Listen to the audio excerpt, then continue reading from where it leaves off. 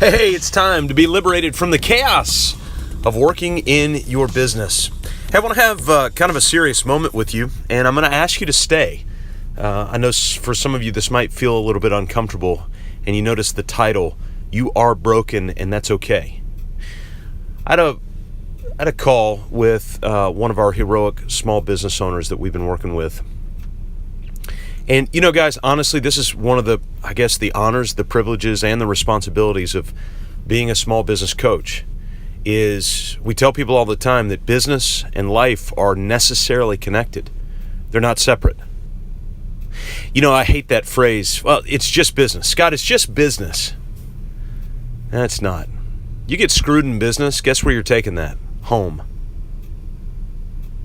Something happens at home that doesn't feel right, it's off. Guess where you're taking that? You're taking that to work. It's all interconnected. And so I want to have a chat with you. And I realize that many of you do not have either a faith-based background or you do not have a background in the same faith that I hold conviction to, and that is in Jesus Christ. And I'm going to ask you not to turn this off, even if you don't identify with where I'm at, all right? Let's kind of take a bond of friendship here and say, hey, I want to just share with you from conviction, regardless of your background, and I also want to be incredibly sensitive to where you're at. Yeah, it's one of the things I love about Jesus is I think he spent more time in compassion with people he disagreed with than in love with people who were trying to, kind of hold it all together. So here's why I wanted to have this chat with you. This heroic small business owner, I asked him how he was doing. He basically said, I'm not doing good at all. And he proceeded to tell me a series and a string of really bad decisions he's been making in his personal life. And they've affected a lot of people. And so we got to talking about that a little bit. And right now, just so you know, Jesus, in his documentaries, there were 4 major documentarians of Jesus' life: Matthew, Mark, Luke, and another guy named John. And these documentarians, many of them recorded things that Jesus would say that were classified as, they're called parables. It's kind of a story. Just think of it as a story. And so some of the parables might be true, like living out in front of them. Some of them might not be. They're just kind of made up to prove a point, sort of like a metaphor. And so what I've found in these parables is that Jesus has infinitely more compassion towards people who are broken than compassion towards people who have it all together. And so I want to tell you, you're broken and that's okay. I'm broken and that's okay. In fact, it's in the moment that you're broken in business, in your personal life, it's in that moment that you're broken that anything can be fixed, that anything can actually be helped. But when we're trying to band-aid it together, putting the cosmetic on, by the way, I don't know if you know this, but the actual root of cosmetic is cosmos, the world. And so when we kind of put this facade, this worldly facade on our person, what's there to fix? We've got a facade. And my guess is, if I had to put money down, you're probably living under a facade. I live under facades periodically. You're broken, and that's okay. I'm broken, and that's okay. In the brokenness is where we can find a whole lot of things. In the brokenness is where we can find rescue. In the brokenness is where we can find transformation.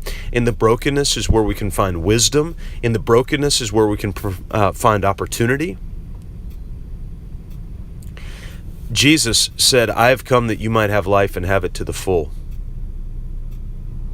He also said, I want you to take my burden on you because my burden is light and it's easy. And if you take my burden on you and give your burden to me, then you will find rest for your soul. If you want to look that up, it's in the documentarian Matthew that I mentioned. It's in the New Testament of the Bible. So the Bible's broken down into 2 parts. The larger first part is the Old Testament, and then the shorter new part is the New Testament. Matthew is the very first book in that New Testament. And so you can just go, you can find it online too. You can just Google Matthew 11, verse 28 through 30. So if you don't know how to do that, you can just do Matthew and then the number 11, a colon, and then 28-30. And it'll be able to pull it up. You can read that there. The reality is that you and I are broken. Now, I want to give you another piece of wisdom that was given to me. So I'm not coming up with any of this, by the way. I sat with a mentor last week, and here's what he told me. John Wigington is his name. He said, walk in wisdom and peace will flourish.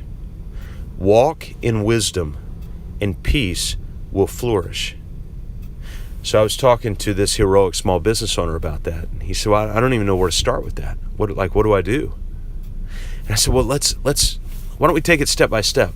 Walk. What does that look like? And he said, well, it's slow. It's just kind of continuous. Yeah. All right. So let's be slow and continuous. Let's be slow and continuous in what? Wisdom.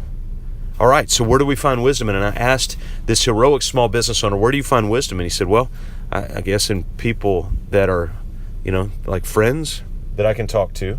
All right, that's one category. He said the Bible. This guy has a background in the Christian faith, so he said the Bible. And the third element he said, or maybe, like in other books. Perfect. So there's 3 areas where you can find wisdom. Books, the Bible, and other people who may be further along than you are.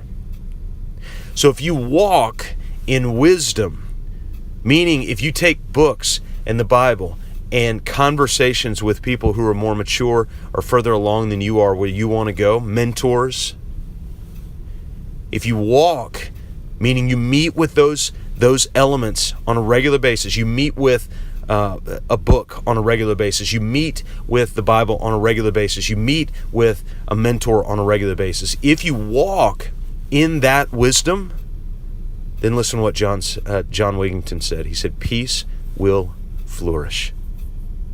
You're broken, and that's okay, because it's in the brokenness. I'll never forget, there was a pastor who preached a sermon one time. It was called A Rose Out of a Manure Pile. If you read the very first chapter in that same book of Matthew, you'll find a list of names. And in that list of names is a lot of very sketchy individuals, 4 in particular women who did not fit the mold. And so the whole point was God raised a rose out of a manure pile. You're broken, and that's okay. Now you might say, wait, Scott, are you calling me a piece of... Nah, I'm not. Well, kind of, maybe. We all are. But here's the reality. You're broken, and that's okay. Hey, listen, we love you around here. I know it's crazy to say. I shouldn't say that on a business podcast, and it sounds kind of cheesy and hokey and whatever. But I also know that you're probably listening to this alone in the privacy of your own thoughts. And I want you to know that you've got a group of people in the Business on Purpose team who really do genuinely care about heroic small business owners and the life that you live in. If we can do anything to support you, let us know. We're proud of you, and go get them. We'll see you next time, right here on the Business on Purpose. You get that? The Business on Purpose podcast.